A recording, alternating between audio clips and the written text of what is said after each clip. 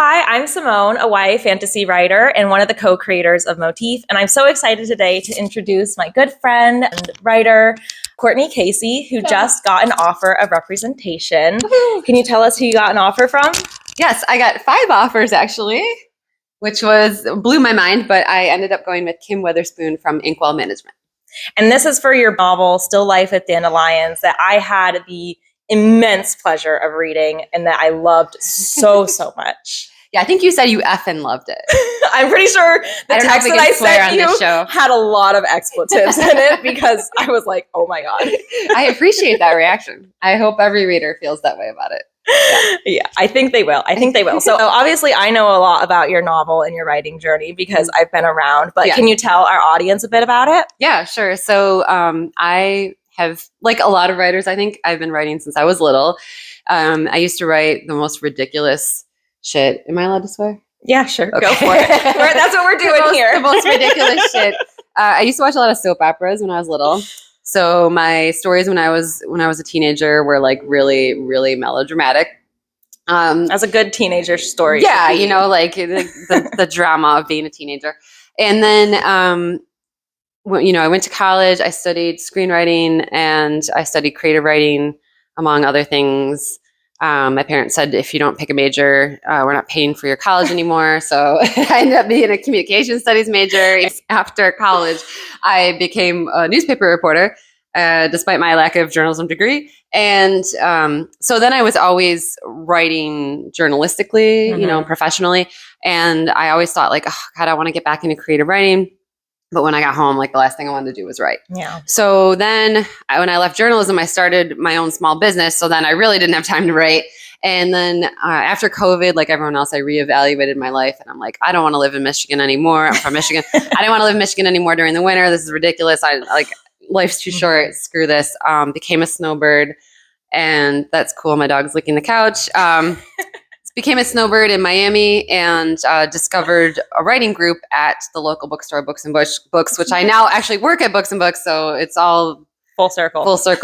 And then I was like, I had always been thinking like, God, like, I really need to get back into creative writing. And that was the kick in the ass that I needed to get back into creative writing. So that was in February 2023 that I discovered that group. And then you basically wrote 4 novels since then in the last 2 years? Some of them suck, so I don't know if you can even really count it. I think it still counts. I mean, they're there. They exist. I mean, I've read 3 of them now, and they don't suck. The one you didn't read, though, really does suck. Well, I can't vouch for that one. It's one. I think maybe there's other writers, hopefully, that can empathize with this, but that one ended up being... my dog really wants to be on my lap. Ended up being like one of those ones where when you're done, you're like, wow, I really needed to work some shit out in my own head. Yeah. But maybe this isn't really for public consumption. Yeah. But some beta readers read it and they liked it. But the one you got an agent on, Still Life with Dandelions. Yeah. Upmarket fiction. Yeah. Tell us a bit about that. Yeah. So I think one of the best things that I've done over the last few years for like my well-being as well as for my writing is to be reading in genre. And I started really reading a lot more upmarket fiction and a lot more like literary type stories with elements of other things like mystery, suspense. And I realized that I like a lot of different things to read, but that's like my favorite thing to read. Yeah. And then I realized that that's what I wanted to write as well. So Still Life with Dandelions is upmarket fiction with elements of mystery and suspense. It's like a family drama.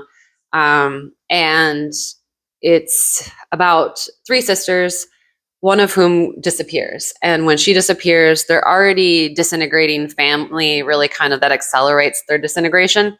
And then when her body is found, which is not a spoiler, it happens right at the beginning, then it thrusts the 2 surviving sisters back together to see if their relationship is still salvageable. So, yeah. And I loved this novel so much. I had these interweaving timelines. And by the time that we got to the end of the book, I literally shut my laptop and I was like, what the actual F? And the version you read definitely ended on a very big bomb sort of. It did. And every beta reader pretty much told me wow, that was a little abrupt. So so now the other version, what are you trying now? You want to sit on Simone's lap? The version that is probably going to go out on submission has an epilogue so that I can, pat the reader on the head. Like they don't leave traumatized. You know what? I kind of liked being traumatized, but I did think it needed the epilogue as well. Yeah. So I totally get that. I like to get like punched in the face when I read a book. Like, Yeah. I know everyone has different preferences. It was definitely a punch in the face. Yeah, a lot of people love like the happily ever afters. Like, I'm not really into that. Like, I want to cry when I read a book. I want to be mad. I want to be surprised. And like things like Normal People by Sally Rooney. Like, I want to be so depressed when I'm done reading a book. I just want to be depressed. So that's what I put into that. But then everyone told me like a little too depressing. So your book reeled that back a little bit. didn't leave me depressed. I felt like it just rocked my mind. Like I could not stop thinking about it that night. I mean, as soon as I finished it, I was like, this is the one where you're going to get an agent. Like I knew it. Like I just was like, this is the one. Yeah. Because I appreciate that. It was just so conviction. So well, thank you. Because I didn't have that conviction. I mean, I think I don't know. I guess I've met some people who are like, I'm going to be a big deal, and but none of us in our writing group are like that. We're like, I hope I don't suck. I can hope that I'm going to be a big deal. I mean, I hope, and I think also it's always easier for other people to see things, you know what I mean? Than, when I read your stuff, I'm like, oh yeah, like this is solid, but like when you're the person writing it, you're like, I don't know. Are you like this? Like sometimes I open it up after I haven't looked at it for a few days and I read a sentence and I'm like, oh, that's a really good sentence. Like, yeah, I do that. I can't believe I wrote that. But then more often than that, I read a sentence and I'm like, what the hell was I even trying to say here? Like this is terrible. Yeah. Or more often I find the same word repeated 5 times in one paragraph. And I'm like, did I really not remember? I mean, I know my memory is really bad, but did I not remember that I used that description earlier in the same paragraph? But I think it's just all part of the amazing writing process, So, I said, I knew this was going to be the one where you got the agent. It is not the first book that you queried. You've been through a lot of querying. So, why don't you tell us a little bit about the process that you've gone through for querying and kind of how you ended up at this point? Yeah, so I think it's really funny when not to sound like a jerk, but so I work at the bookstore. Yeah. And when I go to these author events, sometimes the authors will get up and they'll be telling people about their journey, and they'll be like, I got rejected by 15 agents. And I'm like, shut that up. 15 whole agents. Oh my God. No. Okay. That's a very low number. It's ridiculous for people who don't know. Yeah. And I've heard a lot from the authors that are at the bookstore that things have really changed after COVID. There's a lot of people that like me deciding I'm not living in Michigan anymore. I'm done.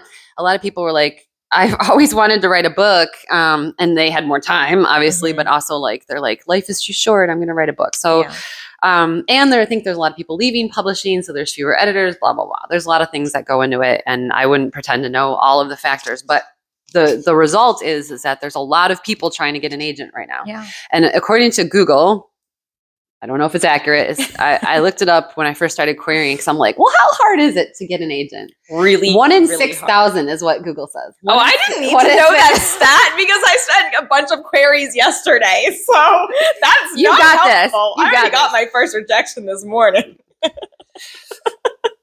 Gotta love those fast rejectors. But actually, we should probably stop here. For those who don't know, when you're trying to traditionally publish, so if you want to publish with a big 5 publisher, you have to query, you have to get an agent. You have to have an agent represent you. Yeah. In order to get an agent, you have to query them, where you basically send a cover letter about your novel as well as sample pages from it. And it's a very arduous, stressful process where you're waiting weeks to months to hear back from them. Sometimes 24 hours, but usually weeks to months. 24 hours, yeah. Well, and the hardest thing I think too is besides the fact that you get kicked in the teeth every day. Constant rejection. You have to get used to it. It was really hard for me at first. And we can talk about that later. But it's also just really tedious because everybody wants something different. Yeah. You have to have the query letter, which is pretty standard, but then you want to tweak it at the beginning to make it personalized to that agent.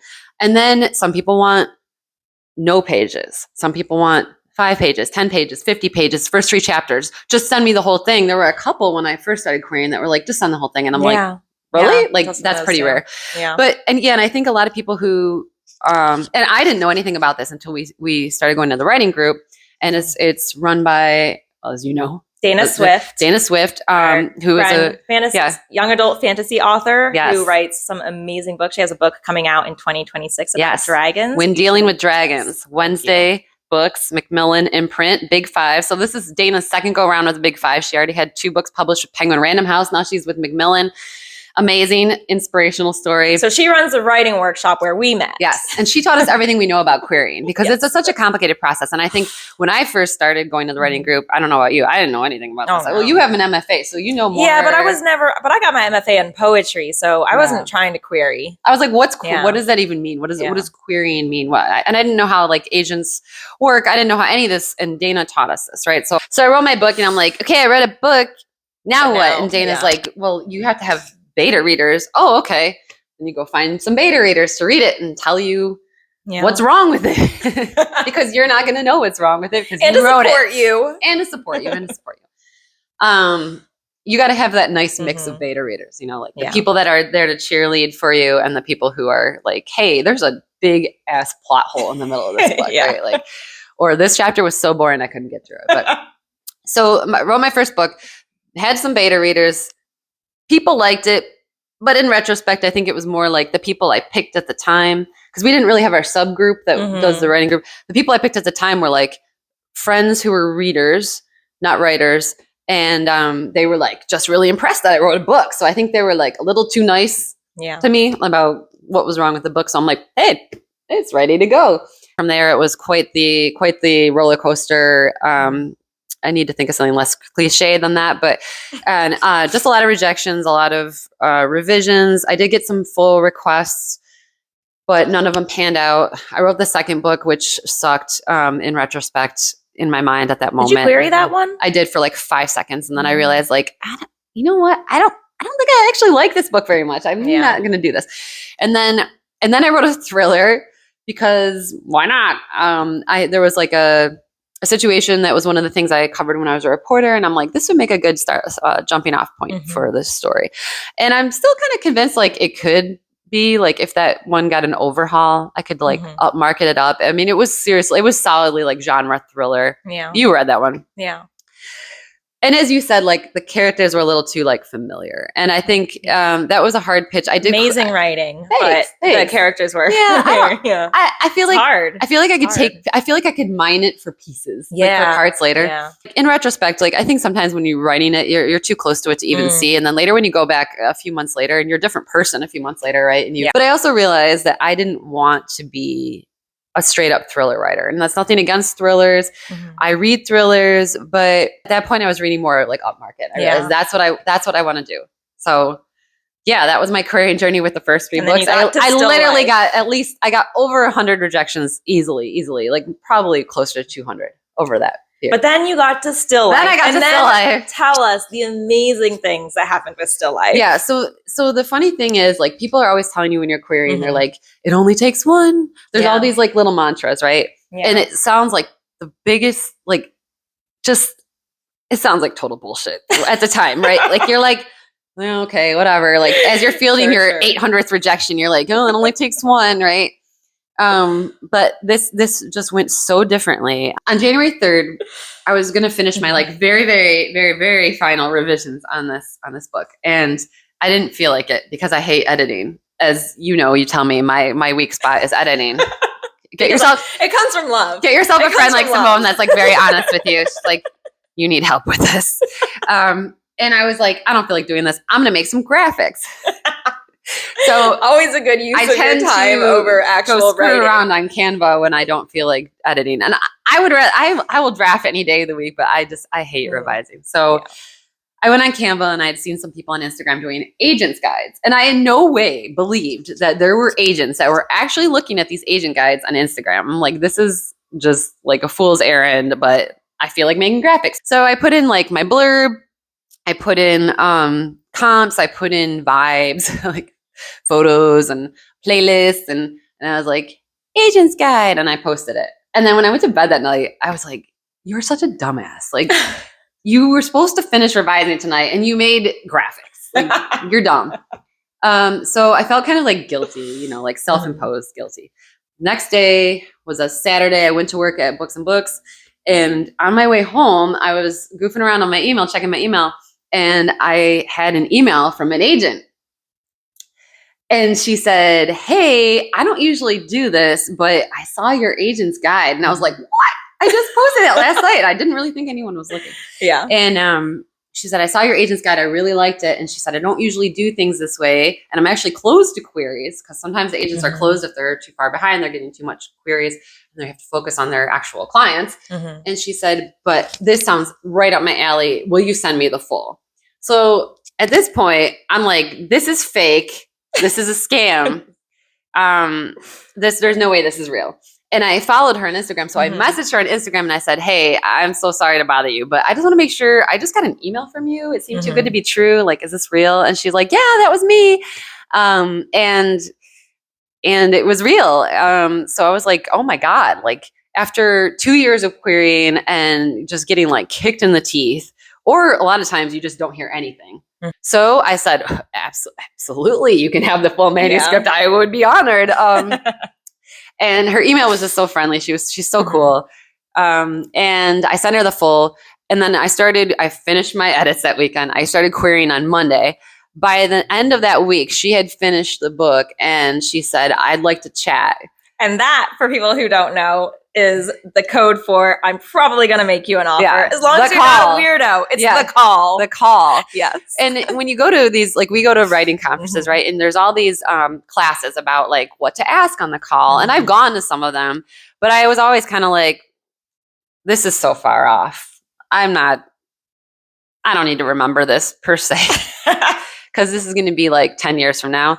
And then I was like, oh, shit. So, then I was Googling like what to ask on the call, going back to my like conference notes and stuff. And luckily there's a lot of good resources, for that kind of thing.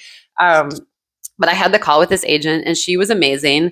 And I didn't end up picking her. And tell us why, because I felt really bad about it. But this one offer snowballed into like 5 different offers of representation. Yeah. And then what happened then? So like you had like 5 offers on hand and then you had to pick between them, which is crazy. Yeah. And like I kept saying like that whole 2 weeks of this thing, it was just a whirlwind. I just kept saying champagne problems. Like this is like the problems you want to have. Right. Yeah. But it didn't even feel like it was my life. Like everyone was like, oh my God, you must be so excited. I'm like, I am, but it felt like I was outside of my body kind of like, I know what you mean. Like an out of body experience. Cause I'm like, you tell yourself for so long, you just tell yourself all this stuff. Like it only takes one. I'm just going to send out some more. Oh yeah. I got like 15 rejections today. It's cool. It's fine. Like they just don't understand my vision, like, and there's so many reasons why an agent could be rejecting you, but a lot of times you don't really know, they just say it's not a good fit or whatever. Some of them give you more feedback, which is great, but a lot of them don't have time and I get it. So, and like I said, a lot of them you just never hear back from. So for me to get this person who wanted to talk on the call, who was amazing. So it wasn't even like, okay, I got an offer. Because everyone tells you too, which sounds like the load of BS, is everyone tells you like, it's better to have no agent than a bad agent. And anybody who doesn't have an agent is like, that sounds like a load of crap because you're like, I just want an agent. So when I met this agent and she was so amazing and I knew I would be so happy if I picked her, I'm like, this is great. Like even if no one else offers, I'm going to be so happy. She's amazing. We vibed. I liked her editorial visions for the book. It was great.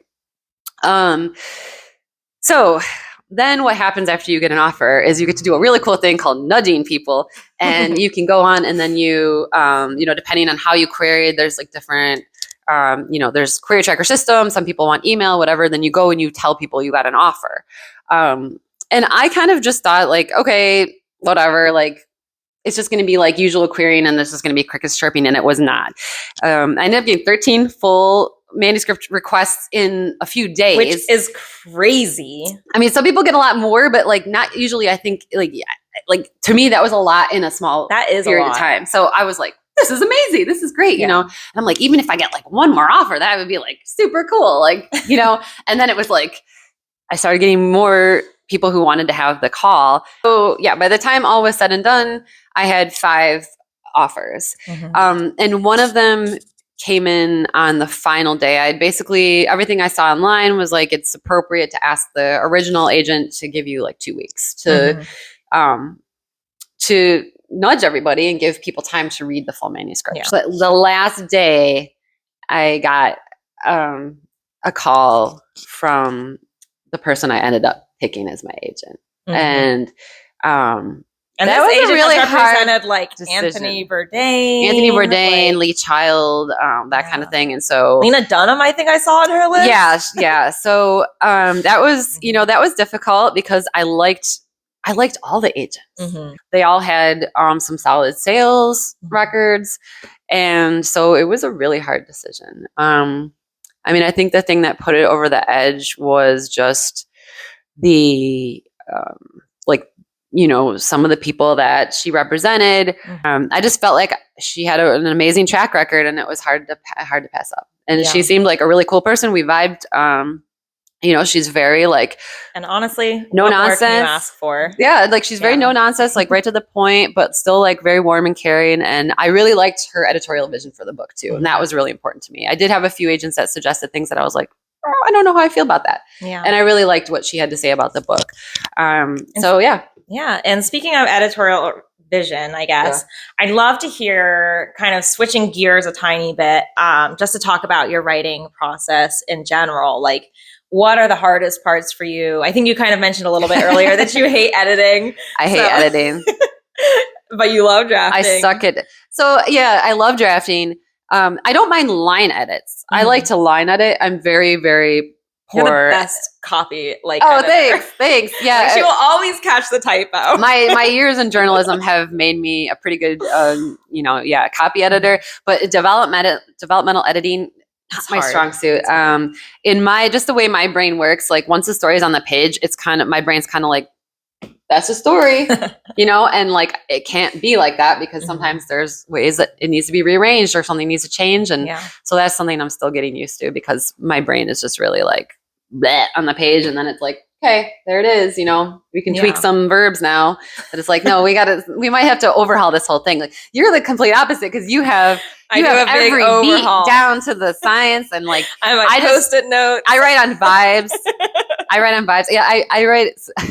I usually come up with some random thing and I'm like, I'll write a book based on that. Like, so for Still Life with Dandelions, I literally just came up with a character, Tristan, who's one of the 3 sisters. I was standing on the parking garage roof here in Miami watching the fireworks on New Year's Eve. And I'm like, there's a girl. She's standing on the parking garage. She's not me, but she's a girl standing on the parking garage. And watching the fireworks. And why, what is she doing? Okay, she works at the building. Okay. She lives in a van that she parks in the parking garage. Okay. Like, I don't know where this shit comes from. And it just snowballed from there. And she gets she's having a good day, but her life's about to be turned upside down. Well, why? That's how I write a book. I'm like, she's going to get a call. Who's she getting a call from? Oh, her sister that she's estranged from, who's back in Michigan. And it kind of just snowballed from there. And that's generally how you write, right? Like you're not really a plotter. You kind of just go. I want to be a plotter. You just keep kind of going. I'm not a plotter. I'm a viber. I'm totally viber. Yeah. I think that's a lot of people though. I'm like a weirdo. I almost feel like plotting is like I want to be you though. I'm jealous of you. My brain is really rigid. I'm the one that can't rearrange stuff in my book. So I don't know. You're pretty flexible with like editing and stuff, like changing. You're like, this has got to go. And I'm like, it cannot. I don't know. Sometimes I wish I could just write on vibes and just keep going. I don't know. It's scary to write on vibes though, because you don't know if it's going to like, I just started a book because I liked a word. Like you don't know if you're about to invest a bunch of energy. Grass is always greener. Grass is always greener. I know. You don't know if you're about to invest a bunch of energy into something that maybe should have never been a book. You know what I mean? Like luckily it worked out so far for Still Life with Dandelions, but it was literally like, there's a girl on a parking garage, Yeah, but from that is like a book that I'm still literally thinking about. Thanks. Like that last scene. Oh my God. Thank you. Like I still think but about no longer that the last scene. It doesn't matter. The fact that scene is in there is important to me. Yeah. No, but I think it's scary because every time I'm like, you're writing on vibes, you may never get the vibe again, And then You're like, gotta hold on to the vibe tight. yeah, like I just That's where you get those graphics in and images and stuff. That's when people go to Pinterest. They're like, I gotta hold on to these vibes. Yeah, well, it's just like, I'm like, what if I never come up with a whole book again? But then I'm like, you're being an idiot. You've come up with 4 books. That might not all be good, but you came up with 4 books. So why don't you just have faith that you'll come up with another book? So now I want to talk a little bit about Motif. Of course, it's going to be my favorite topic because, my husband and I created Motif. We launched it. You did? I was just kidding. You like really got me there for a second. Well, we launched Motif in November 2023. So it's been about a year and a few months now. Mm-hmm. I think you're one of our earliest users. So I think you started using it at least a year ago, if not more. I'm not sure how many of your books you've drafted in Motif or not. I know Still Life with Dandelion was a lot in there. Still Life with Dandelion is completely on Motif. The rewrite of Terra Firma, which is my first book, completely on Motif. And then like the current book I'm working on, completely on Motif. So you asked if people at our writing group who wanted to be like beta testers or whatever. I was very annoying. I was like, will you please try my writing program? And I was like, yeah, I was all over it. And then I was like the most annoying kind of beta tester because I was like really into it. And then I got like scared because I'm old. And she said you had to be online. Not that I'm not online. Oh my God. No, but like that you had to be online to work on the book. One day we will get an offline. I was like, I don't know if that's going to work for me. Mm-hmm. And then I also was just like, I'm always like kind of scared of new technology. I'm getting to that age, I feel like, where I'm like, I think that's a lot of writers though. Yeah. I'm like, I don't know. I'm using Pages for Mac. This is working just fine for me. It didn't. It sucked. It was terrible. And then I downloaded Scrivener at one point. I think that was before you had Motif, but I downloaded Scrivener. I'm like, what the hell is this? This is so complicated. I don't want to learn a program. I just wanted to write. I just wanted to sit down and write. I didn't want to sit here and be like, how do I use this? I'm like, screw this. When you first started Motif, then I was like, okay, I'm going to try it. We'll see. And then once I tried it and like really was like, realized that I'm never not online. And also I can use a hotspot on my phone if I got really desperate. I realized like I could not live without it. And now I could never go back to writing in, and I hate Microsoft Word. Don't even get me started on that, but I could never go back to writing in Pages because I'm very visual. I love seeing the chapters on the side and being able to just be like that chapter, especially with Still Life with Dandelions, as you mentioned, is multi-POV, multi-timeline, dual timeline. So sometimes I'm like, no, those 2 chapters need to swap. And so just literally just dragging the chapter down was life-changing for me, because in the Pages you'd be like, let me cut and paste this, So were there any like particular features or things that like you're like, I cannot live without this now? Like beyond like being able to move your chapters around. I know chapters is probably like, especially if people are coming over from Scrivener or something, they're like, big deal. You can move the chapters around. It's a pretty standard one for writing programs. But since I was like using a half-ass program that's not, I mean, Pages is great, but it's not meant for that. I don't think. I don't know. Like, I don't think it's particularly efficient for that. Other things I like, I really like the recently added feature where you can color code the chapters. We added that for you.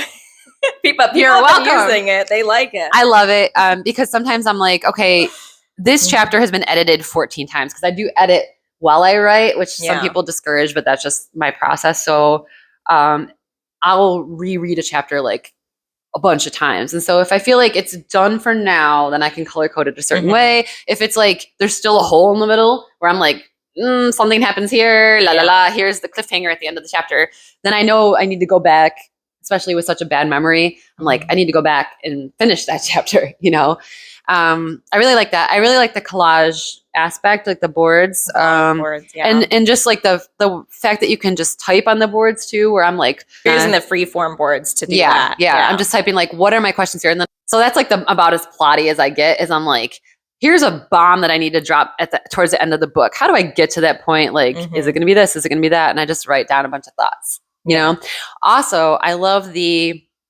I don't know what the technical term is. I guess they're just like the document notes. Yeah. Because a lot of times when I'm editing, I'll be like, this is too much. I just went down a blathering, but I'm like, oh, but it's a really nice sentence. So then I cut it and I put it in the notes. Oh, that's smart. Just in case I want to, I don't, Yeah, it's I do not that gone too. forever. You know what I mean? It always ends up in my notes I never too, go back and take them out, but it's there. And if I want it, yeah. Just in case. Just in case. One day. Yeah. I think we do that. It makes me feel safe. So, yeah. Secure. Yeah. Oh, I also love, I know this was only around publicly for briefly. For- Our yeah. leaderboard. the leaderboard. The November leaderboard. Because which our we'll bring back it. our We'll bring back critique at some partner point. Jessica and I like to like shit talk each other Yeah. and be like, you only wrote 100 words today, Yeah. you know, step up your game. So that was fun. So all this time you've been using Motif. Yeah. You're one of probably our biggest champions, which is Woo! amazing. But what is it about Motif that you love so much besides me, obviously? Yeah, I was going to say, because you built it. No, I'm kidding. Besides me. I like that for people who need that more visual experience, it's there, but it's not overly complicated to the point where it's not intuitive. You know, like when I'm using a new computer program, the thing that's going to get me to stick with it is that it's intuitive. You know, there's nothing in Motif that I'm like, why is this doing this? You know, why is this the way it is? Like, you're like, it makes sense. Everything is really easy to figure out without doing. Like someone told me that they downloaded Scrivener the other day and they took a 2-hour tutorial to learn how to use it. I'm like, I do not have a 2-hour attention span. This is not happening. So, you know, the fact that you could go on day one and just start writing without having to figure, you know, get an advanced degree, you know what I mean? You could just start writing. And if you have to like learn a whole program, then that's just going to be something you're going to do instead of writing. So you can just jump right in and get going, you know? Yeah. And yeah, you're probably going to discover more and more features and see what really works for you as you use it. But if you want to go on today and just start writing your book, you could just do that. Yeah. And the interface is so beautiful and like sleek and, you know, I designed gorgeous. I just think it's very appealing in that regard. Thank you. Wrapping up, Yeah. what is one piece of advice that you would give writers who are interested in traditionally publishing? One piece? That has to be just one piece? Okay, fine. You can give multiple. So first of all, I would say get ready for rejection. Mm-hmm. Funny story. After I had signed with an agent, or when I was about to sign with the agent, I got a rejection from my first book.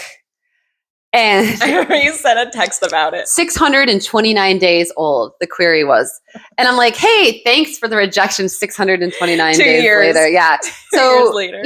The point being, like, you know, you're going to get rejected in querying. I know I'm going to get rejected when I go out on submission. You know, like you got to get used to it. And it was very hard for me because with ADHD, I have rejection sensitive dysphoria. So sometimes when people tell me like even a little critique, like it feels like someone like kicked me in the head and told me to go jump off a bridge. So like that has definitely been really difficult to get used to, but you do get more used to it over time. Yeah. The other thing is you need to find a writing community. Yeah. Friends like Simone. It's because, you know, writing is a very solitary activity, but it doesn't have to be. You know, I know some people I met on Instagram who are authors who are amazing, like Sophie and Beth. Shout out. But we write on Zoom together, you know, and our group writes in person together. So it just get a community because you're going to need those cheerleaders. You need your hype girls behind you to make you feel good because you're going to be getting rejection sometimes and they're not going to feel good. So you need someone to pump you up. And other than that, I think it's just been really important to me to keep reading and to keep taking classes. I take writing classes online. Through my favorite ones are through CeCe Lira from PS Literary, and they're pretty affordable and they're very comprehensive. And I think that her classes have really helped me up my game a lot. Nice. She has ones on like tension, line editing, all kinds of stuff. So yeah. So I think that is all that more than enough. That's more than not kidding. I could talk with you all day about this stuff. I mean, obviously we do all the time anyway, but watch out for her book coming out in the world to you at some point. Oh God, I hope so. Yeah. I can't wait to get kicked in the teeth by editors now. That'll be the next step. The next step is submission. Yeah. Also hard. Yeah. So, but we're so excited. All of us here in Miami and your writing community are just so excited for you. I'm so excited to see like books coming out of Motif and like being published, being queried, like getting agents. I will like put Motif in the acknowledgments. I promise. If I get published, it's happening. Thank you. I'll shout you out at my tour, my 15-state tour. I'm just trying to manifest this into the world. I mean, you have to manifest something. I mean, I'll at least have an event at Books and Books. Mitchell promised me. Yeah. So. But we're also so proud of you and so excited to see what happens next with your book. Thank you.